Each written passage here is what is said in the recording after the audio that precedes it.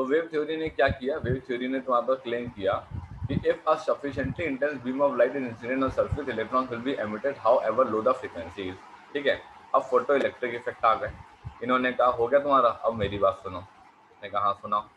Photo electric effect ने exactly क्या बोला, फोटो इलेक्ट्रिक इफेक्ट ने बोला यहाँ पे कि ऐसा है, अगर हम अपनी बात करें तो इसने कहा कि इफ द इंसिडेंट लाइट, इसने कहा if the incident light frequency, if the incident light frequency तुम्हारे पास थ्रेशोल्ड फ्रीक्वेंसी से कम हुई, तुम्हारे पास थ्रेशोल्ड फ्रीक्वेंसी से कम हुई, तो हम कुछ नहीं करेंगे।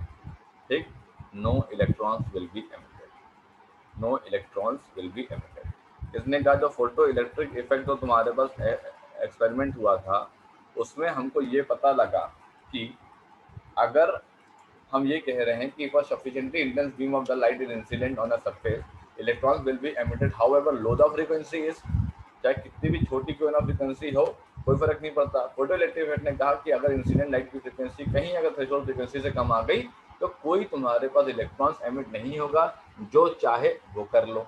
इसने कहा कि ठीक है सर, कोई दिक्कत नहीं। वेव थ्योरी को फिर से हार का सामना करना पड़ा। वेव थ्योरी फिर से यहाँ पे हारी एक बार। ठीक, वेव थ्योरी को 2 बार हरा चुके हैं। वेव थ्योरी ने पहले भी क्या नाम है कुछ बोला था, फोटो इलेक्ट्रिक इफेक्ट ने अपनी बात कह दी थी, फिर वेव थ्योरी ने कुछ बोला, फिर फोटो इलेक्ट्रिक इफेक्ट ने अपनी बात कह दी। ठीक, अब वेव थ्योरी ने तीसरा दांव फेंका। ठीक है, इसने कहा इस बार तो तुम्हें हरा के रहेंगे। ठीक, इसने कहा ठीक है कोई दिक्कत नहीं। इसने कहा कि एनर्जी, इसने कहा कि एनर्जी इज स्प्रेड। ठीक है, एनर्जी इज स्प्रेड। ठीक है, एनर्जी जो है तुम्हारे पास स्प्रेड होती है अक्रॉस द वेव फ्रंट। अब आपको ये वेव फ्रंट नहीं पता, आपने ये वेव फ्रंट और वेवलेट करके 2 शब्द का कभी आपने सुना ही नहीं है। ठीक है, अब ये एग्जैक्टली होता क्या है, मैं थोड़ी सी बात समझाता हूँ आपको यहाँ पे। देखिएगा, अगर मैं आपसे ये कहता हूँ कि ये तुम्हारे पास एक रे है, ठीक, ये तुम्हारे पास रे है, ठीक, ये तुम्हारे पास रे यहाँ पे रिप्रेजेंट कर रहा है, ये भी तुम्हारे पास रे को यहाँ पे रिप्रेजेंट कर रहा है। तो इनका हम एक परपेंडिकुलर प्लेन बनाते हैं। ठीक है, इनका हम जो है एक परपेंडिकुलर प्लेन बनाते हैं, और इस पर्टिकुलर प्लेन को हम लोग बोलते हैं तुम्हारे पास क्या, वेव फ्रंट। क्या बोलते हैं इसको हम लोग, wave front. Wave front exactly क्या है, वेव फ्रंट ऐसा समझो कि जैसे कोई कार है अपने, है ना, ऐसा समझो जैसे अपनी कोई कार है, वो कार जब चल रही है, ठीक है, कार ऐसा तो होती नहीं कि 1 mm की थिकनेस की होती है। कार तो होती लगभग क्या नाम है 1 से 1.5 मीटर की ब्रेथ की, है ना, लंबाई नहीं कर रहे हैं, क्या नाम है इसकी ब्रेथ की बात कर रहे हैं। जहाँ बोनट वोनट का होता है ना, ये राइट वाला गेट जो बंदा ड्राइवर होता है, और जो लेफ्ट वाला गेट जो बंदा इधर बैठा होता है, तो ये चौड़ाई की बात कर रहे हैं। इसने कहा कि जब कार एग्जैक्टली है, तो कार को देखा जाए तो कार का आगे शीशा लगा हुआ है। जब हम कार को चलाते हैं तो आगे सामने हवा पड़ती है, तो हवा मेरे सामने जो शीशे है उस पर जितनी पड़ रही होगी, उतनी ही हवा मेरे फ्रेंड जो मेरा बगल में बैठा है उस पर भी हवा पड़ रही होगी। तो इसने कहा हाँ, तो इसने कहा कि कार को आप ऐसा रिप्रेजेंट करो, ये कार का लेफ्ट गेट है, ये कार का राइट गेट है। कार जब आ रही है तो ये तुम्हारे पास कार का क्या है, ये तुम्हारे पास कार का शीशा है। ठीक है, तो कार का शीशा तुम्हारे पास एक तरीके से एक प्रोटेक्शन शील्ड की तरीके से काम कर रहा है हम लोगों के लिए। मैं, मेरा जो फ्रेंड है जो कार के अंदर बैठा हुआ है, उसके और लेफ्ट में चले जाएं तो दरवाजे के बाहर चले जाएंगे, तो दरवाजे के बाहर अपन लोग कार को रिप्रेजेंट नहीं कर रहे होंगे। मैं जहाँ बैठा हूँ, जहाँ पे स्टीयरिंग साइड पे जहाँ बैठा हूँ, मेरे अगर राइट साइड पे देखो तो हम दरवाजे के बाहर चले जाएंगे, हम रिप्रेजेंट नहीं कर रहे होंगे। तो we would be representing the protection shield to us only. मेरे को यहाँ से कोई मतलब नहीं है, मेरे को यहाँ से कोई मतलब नहीं है। तो उसी तरीके से वेव फ्रंट होता है। मतलब ये कि तुम्हारे पास जब वेव तुम्हारे पास आ रही होती है, तो वेव की जो एनर्जी होती है वो एक्चुअल में वेव फ्रंट में डिस्ट्रीब्यूटेड होती है, राइट, वेव फ्रंट में डिस्ट्रीब्यूटेड होती है। सेम तरीके से जो कार चल रही है, तो कार एग्जैक्टली उतने ही पार्ट को रिप्रेजेंट किया जा रहा है जितने पार्ट पे वो शीशा लगा हुआ है।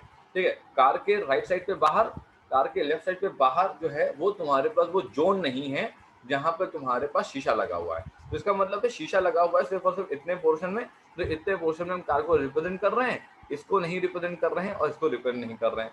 ये कहलाता है वेव फ्रंट। इसको बोलते हैं वो वाला जोन जहाँ पे रे अपनी एनर्जी पजेस करता है। उसने कहा अच्छा चलो ठीक है, यहाँ से सब समझ आया थोड़ा बहुत। देखो थोड़ा बहुत ही समझ में आएगा, क्योंकि जब वेव ऑप्टिक्स पढ़ाएंगे ना तब पिक्चर क्लियर होगी, अभी पिक्चर क्लियर नहीं हो सकती क्योंकि वेव ऑप्टिक्स आपने पढ़ा नहीं है। ठीक, बात समझो। So the energy is spread across the wavefront, right? And the electrons which are to receive energy, and the electrons which are to receive energy, which are to receive energy, और जो electrons जिनको तुम्हारे पास energy तुम्हारे पास receive करनी है, किससे, तुम्हारे पास इस लाइट से, okay, are very large in number, are very, तुम्हारे पास क्या, large in number, are very large in number से क्या बोल दिया इसने, कहा कि energy spread across the wave front, right, and the electron जिनको एनर्जी रिसीव करनी है are very large in number in तुम्हारे पास photo sensitive material, photo sensitive material के अंदर इलेक्ट्रॉन हैं। इसने कहा हाँ है। तो अब इसने कहा कि फोटो सेंसिटिव मटेरियल के अंदर का इलेक्ट्रॉन है इतनी ज़्यादा संख्या में है, उसने कहा हाँ है, तो इनको यार बहुत साल लगेंगे, 10 साल लग जाएंगे और ये एक्सपेरिमेंट कभी नहीं हो पाएगा, इसलिए तुम लोग अपनी जिद छोड़ दो, फोटो इलेक्ट्रिक इफेक्ट को हमारा कह दो, ठीक है। तो इसने कहा कि ठीक है कोई दिक्कत नहीं। इसने यह भी लिखा कि each electron will take a lot of time, will take a lot of time, each electron will take a lot of time, बहुत समय एग्जैक्टली लगने वाला है तुम्हारे पास इलेक्ट्रॉन को, बहुत ज़्यादा समय एग्जैक्टली लगने वाला है, ठीक है, to overcome surface barrier, to overcome तुम्हारे पास सरफेस बैरियर, सरफेस बैरियर का मतलब वही तुम्हारे पास वर्क फंक्शन, ठीक है, टू ओवरकम तुम्हारे पास सरफेस बैरियर, सरफेस बैरियर, ठीक है, टू लिबरेट फ्रॉम सरफेस, ठीक है, टू लिबरेट फ्रॉम सरफेस। अब इसने क्या बोला, सुनना जरा ध्यान से। इसने बोला कि एनर्जी चूंकि वेव फ्रंट में है हमारे पास, और इलेक्ट्रॉन्स जिनको एनर्जी रिसीव करनी है उनकी संख्या बहुत ज़्यादा है फोटो सेंसिटिव मटेरियल में, हर एक इलेक्ट्रॉन बहुत ज़्यादा समय लगेगा, सालों साल ले जाएगा, ठीक है, सरफेस बैरियर को क्रॉस करने में, ठीक है, और तुम्हारे पास सरफेस से बाहर निकलने में, ठीक है। अब फोटो इलेक्ट्रॉन्स आए, सॉरी फोटो इलेक्ट्रिक इफेक्ट आए, फोटो इलेक्ट्रिक इफेक्ट ने क्या बोला, इसने कहा, ठीक है, फोटो इलेक्ट्रिक इफेक्ट आए, फोटो इलेक्ट्रिक तुम्हारे पास इफेक्ट आए, फोटो इलेक्ट्रिक इफेक्ट ने अपना क्लेम दिया, क्या क्लेम दिया अपना, इसने अपना क्लेम ये दिया कि ऐसा है कि emission of the electron, emission of electron, emission of electrons, ठीक, इज इंस्टेंटेनियस प्रोसेस, इसने कहा तुरंत हो जाता है ना, इसने कहा तुरंत हो जाता है।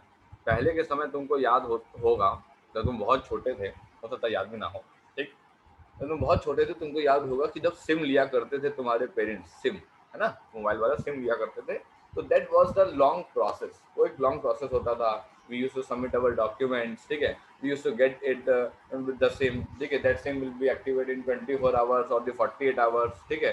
पहले मोबाइल नंबर पोर्टेबिलिटी हुआ करती थी, जब मैंने करवाई थी 2007 में, तो it took me 7 days to get my number port into a new service provider, ठीक है।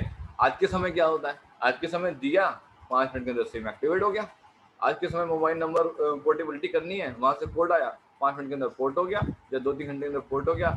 आज के समय क्या हो रहा है, बहुत चीज़ें तेजी से हो रही हैं, पुराने समय में बहुत देरी से हो रही थी। इन्होंने कहा जब फोटो इलेक्ट्रिक इफेक्ट किया गया तो emission of electron is instantaneous process, इसने कहा तुरंत तुरंत पैसा लो, ठीक है, पैसा लो, ओके, हाँ, काम कराओ, पैसा दो वाला हिसाब है इसने, ठीक है, तुरंत तुरंत, बाद वाला कोई नहीं कि हम बैलेंस लेंगे पैसा, नहीं, एमिशन ऑफ द इलेक्ट्रॉन एक इंस्टेंटेनियस प्रोसेस है, ठीक है, and it takes only, and it takes and it takes only कितना, 10⁻⁹ सेकेंड, एक सेकेंड का 10⁹ हिस्सा, ओके, फॉर इलेक्ट्रॉन्स, और तुम्हारे पास electrons to exit from surface, for electrons to exit from surface. क्या बात समझ में आई, ठीक। इसने क्या बताया, इसने कहा कि energy is spread across the wave front and the electron which are to receive energy are very large in number in photosensitive material, हर एक इलेक्ट्रॉन को सालों साल लग जाएंगे, और इस एक्सपेरिमेंट के लिए आप छोड़ दीजिए, अपने आप को पार्टिकल नेचर ना कहलाइए, आप वेव नेचर में दे दीजिए, हम लोग संभाल लेंगे। फोटो इलेक्ट्रिक इफेक्ट ने कहा थोड़ा ध्यान से देखो तो भाई इलेक्ट्रॉन्स तुरंत निकले हैं, तुरंत, समय नहीं लगा है। तो तीनों जो दावे थे वेव थ्योरी के साइंटिस्ट के, वो लगातार निराधार होते चले गए, उनको फोटो इलेक्ट्रिक इफेक्ट ने के वकील ने या उसके सुपरवाइजर ने या उसके बंदे ने उठा के सबको रिजेक्ट कर दिया। यहाँ से ये तय होता है, यहाँ से ये तय होता है कि फोटो इलेक्ट्रिक इफेक्ट कोई तुम्हारे पास रेडिएशन, कोई तुम्हारे पास वेव नेचर नहीं है, फोटो इलेक्ट्रिक इफेक्ट तुम्हारे पास एक्चुअल में पार्टिकल नेचर को तुम्हारे पास देता है, ठीक है।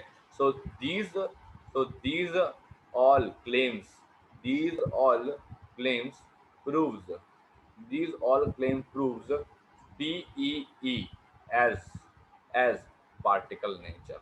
वेव नेचर के सारे दावे खत्म और यहाँ से ये शुरू होता है पार्टिकल नेचर। तो हमने अभी तक एग्जैक्टली क्या पढ़ा? हमने पहले फोटो इलेक्ट्रिक इफेक्ट का पूरा एक्सपेरिमेंट पढ़ा। उसमें आने वाली सारी क्या नाम है जो बातें थी, intensity, frequency, kinetic energy, stopping potential, exciting potential, retarding potential, दुनिया भर की cut off frequency, threshold frequency, जो कुछ भी था सब हमने पढ़ा। हमने को सब पढ़ करके ये पता लग गया कि तुम ऐसे होते हो, ठीक है। अब इसने कहा कि failure of the wave theory के बारे में इसने एक्सप्लेन किया।